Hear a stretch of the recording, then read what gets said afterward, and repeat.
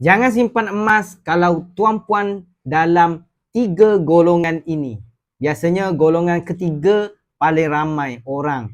Termasuk nak tahu tuan-puan termasuk ataupun tidak, tengok video ini sampai habis dan jangan lupa save untuk rujukan yang akan datang. Yang pertama, jangan simpan emas kalau tuan-puan tak ada simpanan tunai langsung. Simpanan tunai ni penting untuk jangka masa pendek untuk kita gunakan. Dan simpanan emas penting untuk simpanan jangka panjang. Contohnya kalau tuan-puan ada RM300, RM150 tuan-puan simpan dalam bentuk tunai, cash dalam bank.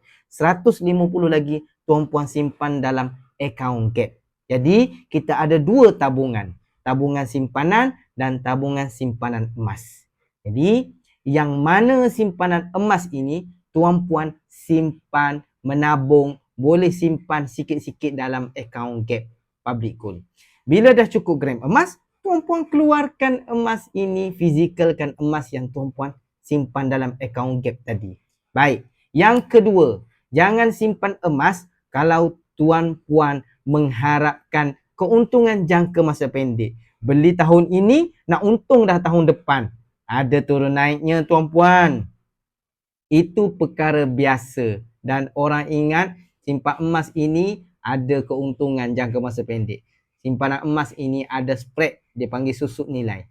Simpanan emas ini sesuai untuk jangka masa panjang 3 hingga 5 tahun ke atas. Dan yang ketiga paling penting, jangan simpan emas sebab ikut kawan. Kawan simpan emas, nak simpan emas. Jiran sebelah nak simpan emas, kita nak simpan emas.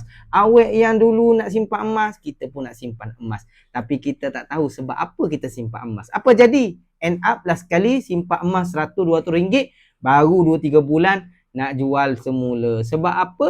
Sebab perlukan duit. Lepas tu, rasa emas ni dah naik harga, sedangkan bila kita dah tak ada ilmu, kita akan rugi, persalahkan. Kenapalah aku simpan emas tak untung-untung pun. Orang lain simpan emas dapat untung. Sebab mula-mula sekali kita tak berusaha nak cari ilmu. Kena belajar tuan-puan cari ilmu. Saya tak nak macam tu. Kesian dan merugikan diri sendiri nak memulakan simpanan emas. Pastikan tuan-puan nak beli emas at least ada ilmu dan basic tentang simpanan emas.